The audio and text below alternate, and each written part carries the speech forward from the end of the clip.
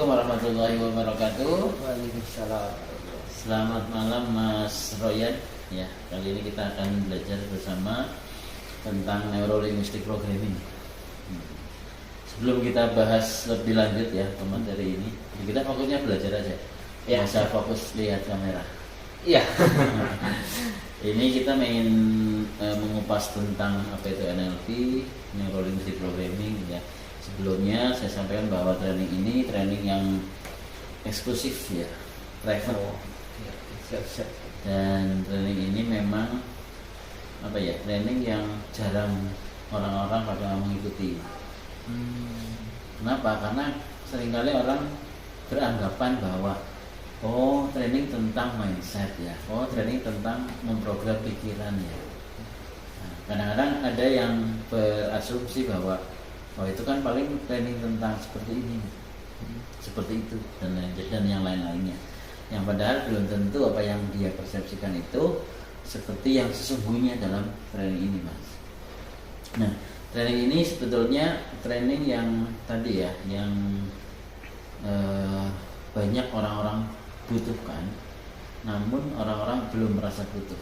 Nah, nanti dalam materi ini ada yang namanya tadi ya, belum adanya kesadaran bahwa dia membutuhkan satu kompetensi. Terus terang saya ikut training ini tahun 2009 itu di Jakarta, dan lisensi dari The Society of NLP ya, jadi Richard Bandler. Nah, kalau kelas kita kali ini lisensinya dari NFNLP ini, Mas, waktu ini. NFNLP Nasional apa? Internasional. Internasional. Dan kelasnya, walaupun ini kelasnya di Purwokerto, Iya. tapi kelas ini kelas internasional. Itu dengan sertifikasi dari NFNLP. Makanya kemarin saya nyampaikan seperti itu ya, memang kalau mungkin di searching di Google ya, banyak NLP, banyak dengan bervariasi, ada yang sangat murah banget ya, ada yang high banget. Kalau NFNLP tergolong sedang di tengah-tengah. Sedang artinya dari aspek investasi juga sedang, terus dari aspek kualitas juga kualitas internasional ya, artinya bukan icip-icip, memang kita akan belajar mendalam tentang Neurolinguistic Programming, bahkan sampai ke aplikasinya.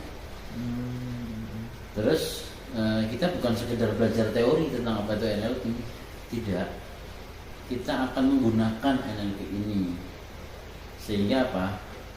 NLP ini menjadi bagian dari program pikiran. Gitu. Jadi kelas kita ini bukan kelas tahu tentang NLP, bukan, tapi menggunakan NLP ini. Nah, untuk apa sih menggunakan NLP? Nanti kita bahas di dalam.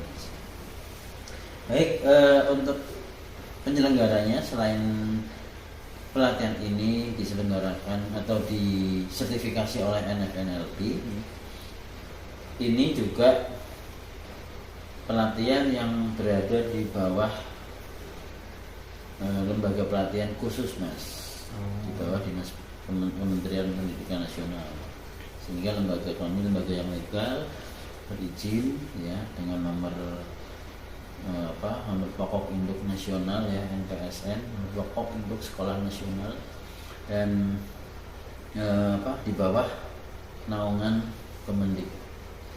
Kementerian Pendidikan Nasional, Kemendiknas. Sekarang ya Kemendiknas ya. Bukan gitu. Kalau dulu Kemendikbud ya. Iya. Seperti itu. Ininya di bawah Dinas Pendidikan. Seperti itu. Nah, adapun ini trainernya, kalau yang di atas ini Richard Bandler, ini sebagai kreatornya dari lembaga internasional The Society of NLP. Ini logonya. Dulu saya ikut ini tahun 2009, level dasar dan level master. 2009 level dasar practitioner, level 2011 level masternya. Nah, terus saya melanjutkan ikut William Horton. William Horton itu juga dari NFNLP, yang beliau master trainernya di Florida. Nah untuk di Indonesia guru saya Pak Abdul Aziz itu dari NLP yang ada di Indonesia gitu Mas. Nah saya salah satu trainer di Indonesia untuk NLP-nya. Nah, di Indonesia itu nggak banyak trainernya Mas, nggak banyak untuk trainer yang bisa memberikan sertifikasi resmi. Salah satunya saya yang bisa memberikan sertifikasi resmi. Nah, untuk profilnya tentu sudah paham ya, sudah paham seperti biasa profilnya. Nah, ya. Oke, baik. Nah, ini beberapa profilnya yang bisa yang bisa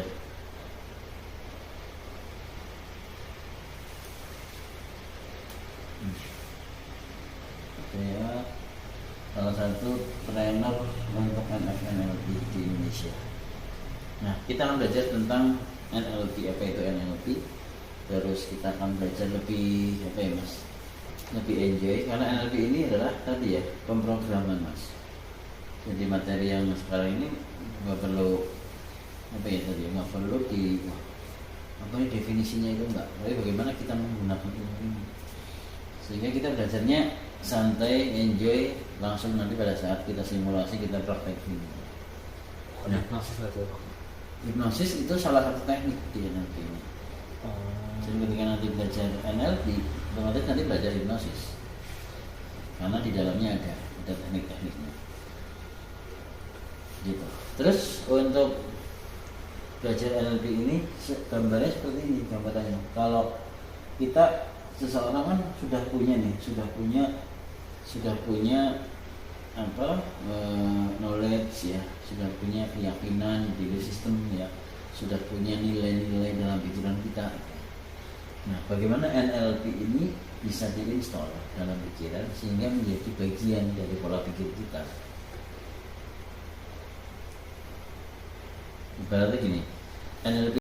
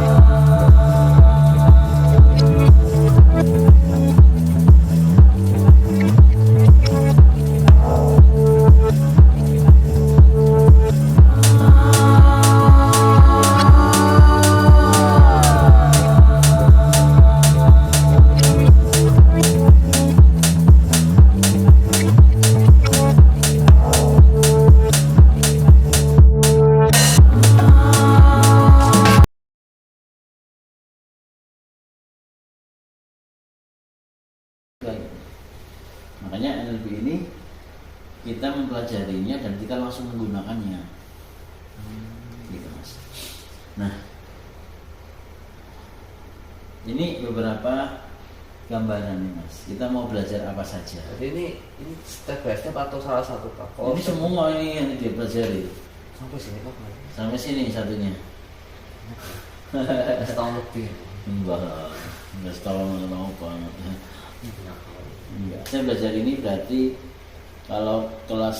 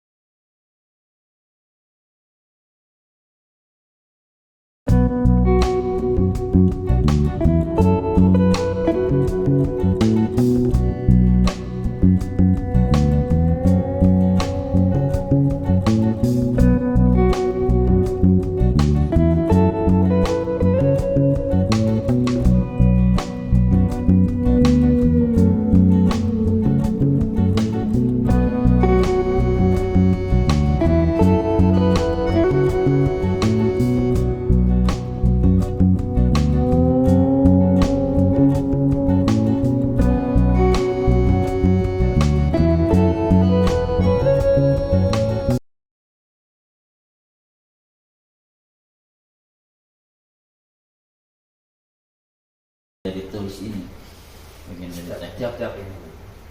Jadi hipnosis kalau tak tulis ya di bawah ini saya hipnosis gitu sendiri.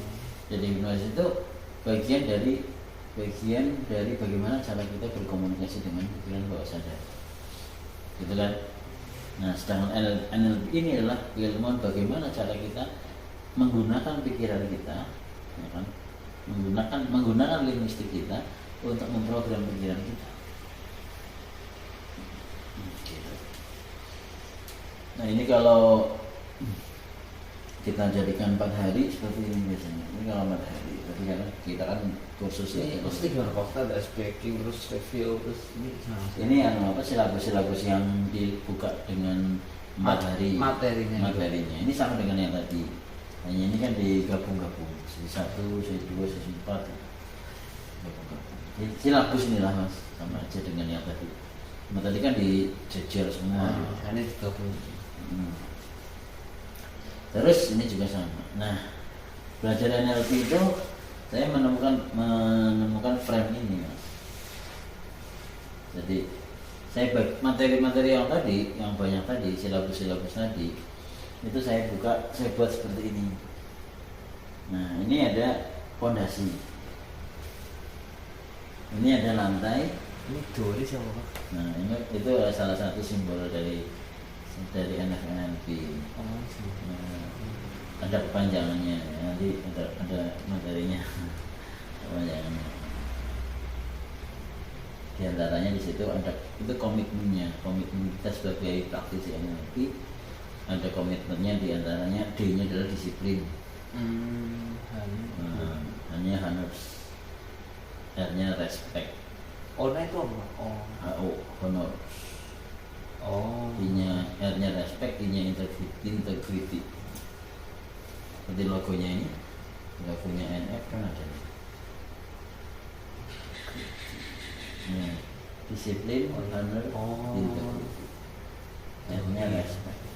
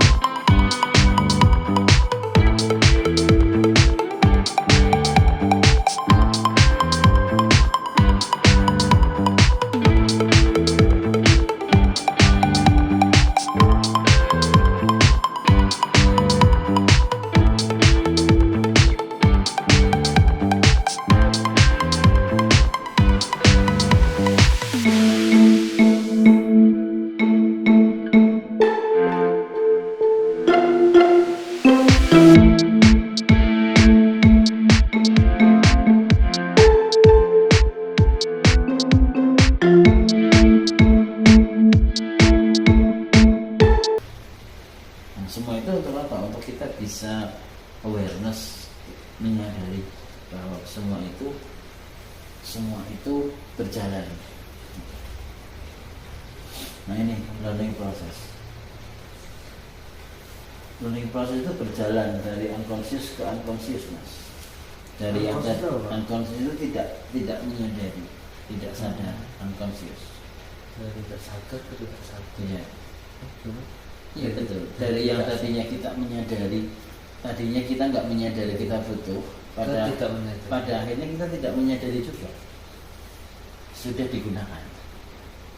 Contoh gini, Mas kalian belum bisa naik sepeda. Kan kalau belum tahu kebutuhannya, belum tahu kepentingannya, ngapain belajar sepeda? Capek-capek amat, mau jatuh. Tidak menyadari kompetensi, tidak menyadari bahwa tidak bisa, namanya unconscious incompetence. Tidak menyadari ketidakbisaannya. Itu kompetensinya. Jadi tadi contohnya kalau naik sepeda, waktu kecil kan nggak menyadari bahwa Mas Ryan butuh bisa naik sepeda. Repot apa? Nah, iya, apa? Nah, tambah gede, bertambahnya waktu, menyadari saya kok nggak bisa ya. Nah ini conscious incompetence. Sadar saya nggak bisa, gitu ya.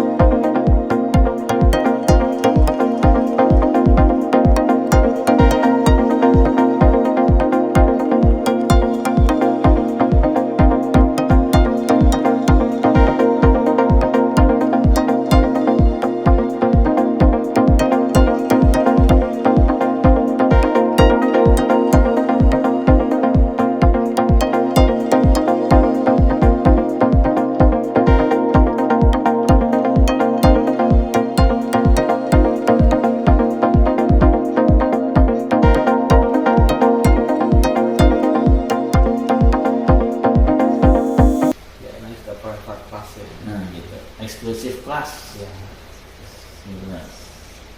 Nah, untuk apa? Kenapa harus ikut kelas ini? Karena tadi Mas Ryan pengen menjadi sosok yang berbeda. Dalam hal apa? Dalam semua hal. Karena belajar NLP beda dengan public speaking. Public speaking kan untuk cara ngomong spesifik kan. Kalau NLP semua. Berarti maksud dari public speaking ya ini. Iya. bahan dasarnya dari sini ngambilnya. Public speaking itu dasar Teknik. teknik.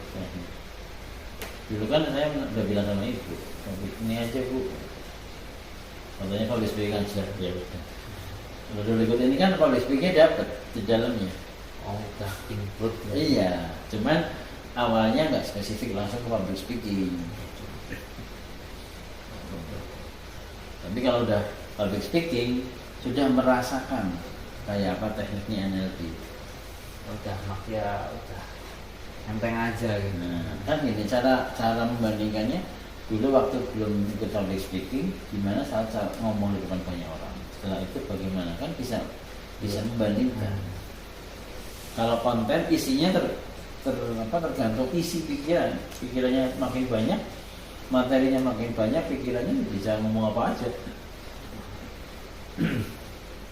Tambah usia, tambah pengalaman, tambah pokok yang disampaikan kan, tambah materi yang disampaikan.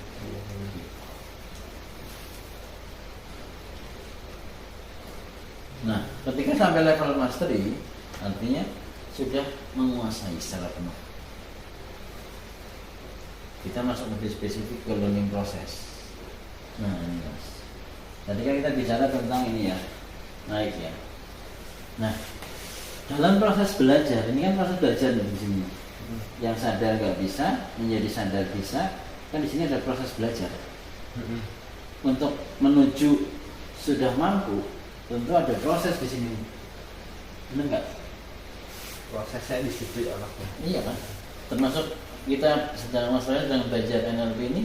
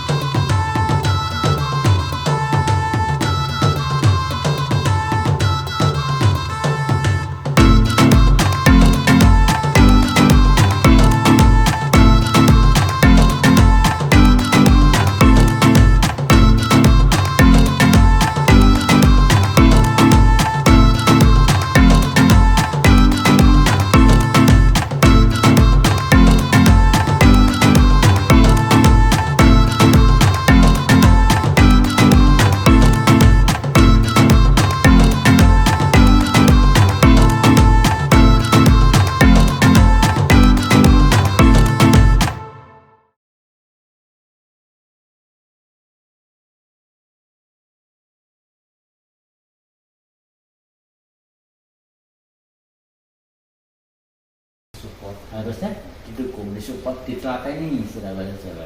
Belajar terus saja, belajar terus, lama-lama pasti ketemu. Dalam NLP ini tidak ada yang namanya susah, karena yang ada hanyalah bagaimana kita menemukan cara untuk bisa mudah. Gitu. Ini sudah masuk ke materi-materi mindset. Yang selama ini orang berpikir ketika mengalami kebingungan, dia selalu mundur, maka bagaimana NLP ini bisa menjadikan orang terus maju? Dengan cara apa? Pelajari. Gunakan rasa penasaran. Sehingga ketika ada orang belajar apapun mengatakan susah, ganti kata susah dengan wah ini menarik nih. Wah ini saya penasaran nih. Wah ini tertarik saya dengan ilmu ini, kok saya belum bisa ya gitu. Untuk apa? Untuk kita mensupport, untuk kita mendukung. Kan ini, pada hakikatnya orang A, orang B, orang C, D gitu ya. Ini kan manusia ya, yang sama-sama punya kemampuan. Orang A bisa belajar dengan mudah, orang B belajar dengan sekuat tenaga, orang C belajar nggak bisa-bisa, orang D nggak mau belajar. Sebetulnya 4 orang ini kan sama-sama orang kan? Manusia. Kenapa ini mudah? Kenapa ini perlu perjuangan? Kenapa ini kesulitan? Kenapa ini nggak mau? Karena ada perbedaan dalam pola berpikirnya. Makanya nggak ada orang yang bodoh itu nggak ada sebetulnya. Yang ada orang yang tidak mau belajar. Tidak ada orang yang malas, itu nggak ada. Adanya orang yang nggak mau bergerak. Kenapa? Karena semalas-malasnya orang kalau mau bergerak terus dia akan mencari tujuan. Semalas-malasnya ulat bergerak, karena dia terus bergerak dia mencapai tujuan. Siputlah bergeraknya pelan, tapi terus dia berjalan. Pada saat kita mengalami kondisi stuck, macet, bisnisnya sepi, nggak apa-apa, terus bergerak. Apapun geraknya. Pada saat Mas Royan sekarang mengalami stuck di sekolah kuliah, nggak apa-apa Mas, bergerak. Kalaupun nggak bisa bergerak di kuliah,